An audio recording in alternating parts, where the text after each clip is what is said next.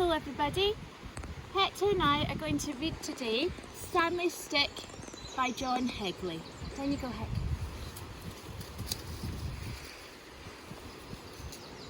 Stanley stands on Stockport station with his stick.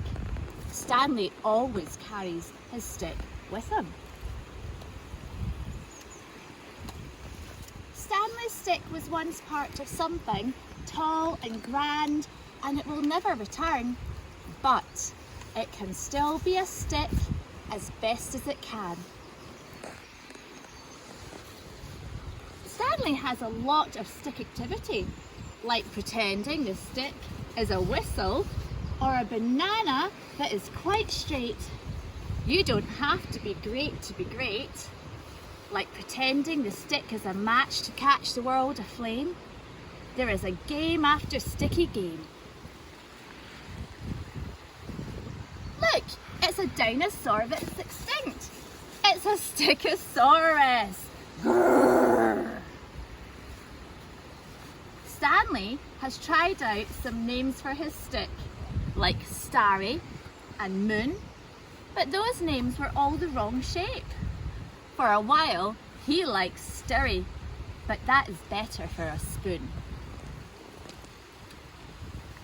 Stanley's stick is good for writing in the sand in languages only Stanley can understand. And 4 times now he has used his stick to pick up slugs from pathway, platform and pavement, thus saving them from a fate worse than feet. Stanley's friend Bertie has some string, and sometimes they tie the string to the stick's end and go pretend fishing. Because the fish are pretend, no fish get hurt, says Bertie.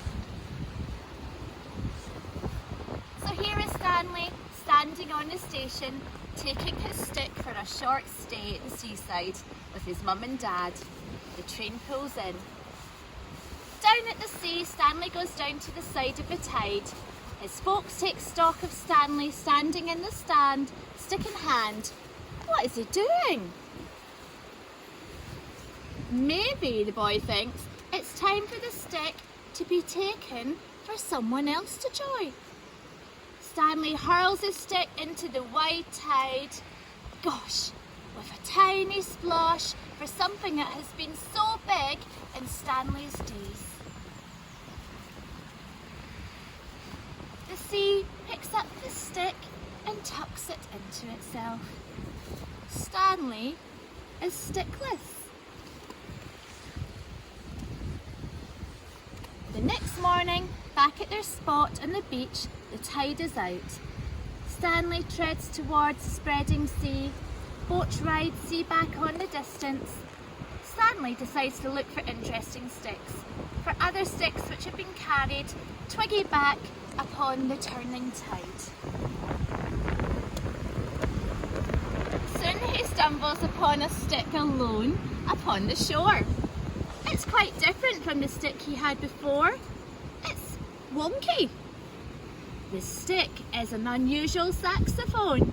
Stanley thinks of home and begins to blurt a tune for Bertie. Now Stanley stares at the sea through his stick telescope. It is wonky, and this stick Stanley knows the name of. It is called Fantastic!